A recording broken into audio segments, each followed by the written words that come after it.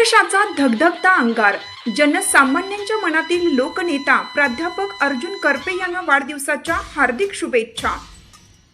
कधी पहाडी आवाजात अन्यायाला वाचा फोडणारा योद्धा, तर कधी विद्यार्थी आणि वंचितांच्या डोळ्यातील पाणी पुसणारा हळवा मार्गदर्शक.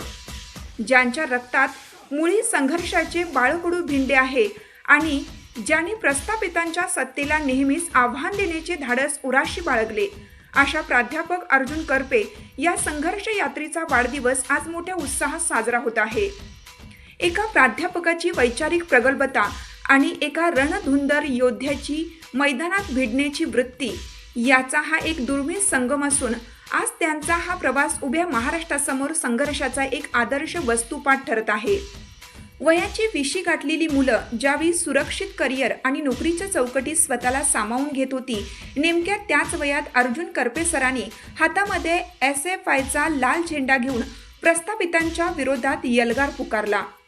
शिव, शाहू फुले, आंबेडकरी, अहिल्यादेवी यांच्या विचारांचे अधिष्ठान उराशी बाळगून त्यांनी अन्यायाविरुद्ध विचारलेल्या प्रश्नांनी अनेकांची सत्तास्थाने हादरवली. ढालगाव जिल्हा परिषद गटातील निवडणुकीत त्यांनी घेतलेली मते ही केवळ आकडेवारी नव्हती, तर ती भविष्यातील मोठ्या परिवर्तनाची नांदी होती.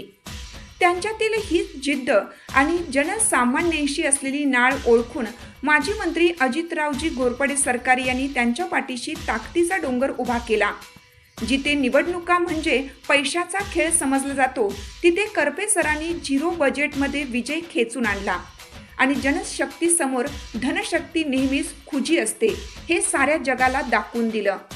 आज पंचायत समितीचे सदस्य म्हणून काम करताना समोरचा अधिकारी कितीही मोठा असला तरी सामान्य माणसांच्या हितासाठी त्यांच्या पहाडी आणि करारी आवाजात जाब विचारण्याची धमक ते बाळगतात.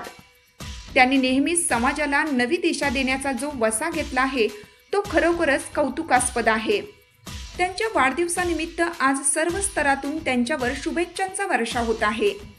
ही संघर्षाची मशाल अशीच धगधगत राहो आणि जनसामान्यांच्या हितासाठी त्यांचे नेतृत्व येणाऱ्या काळात अधिक तेजोमय होत राहो, हीच या निमित्ताने प्रार्थना.